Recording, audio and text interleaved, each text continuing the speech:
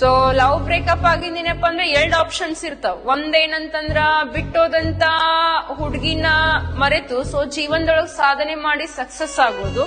ಇನ್ನೊಂದೇನಪ್ಪಾ ಅಂತಂದ್ರ ಸೊ ಪಾತ ಸಾಂಗ್ ಹಾಕೊಂಡು ಸೊ ಬಾರ್ ಒಳಗ್ ಕೊಡೋದು. So choice is yours. Okay, so ಈಗೇನಪ್ಪಾ ಅಂದ್ರೆ ಪ್ರಸ್ತುತ ಸೊ ಮದ್ವೆ ಆಗಕ್ಕೆ ಏನ್ ಬೇಕಂದ್ರೆ ಗೌರ್ಮೆಂಟ್ ಜಾಬ್ ಬೇಕಂತ ಕೇಳತ್ತಾರ. ಸೊ ನಾನೇನ ಹೇಳ್ತೀನಿ ಅಪ್ಪ ಅಂತಂದ್ರ ಸೊ ಗೌರ್ಮೆಂಟ್ ಜಾಬ್ ಬೇಕು, but it's A part of A life. It's not decide your entire life. ಆ ಒಂದು ಗೌರ್ಮೆಂಟ್ ಜಾಬ್ ನಿಮ್ಮ ಭವಿಷ್ಯವನ್ನ ರೂಪಿಸುವುದಿಲ್ಲ. ಬಟ್ ಐ ಡೋಂಟ್ ನೋ, ಯಾಕೋ ನನಗೂ ಕೂಡ ಗೊತ್ತಿಲ್ಲ.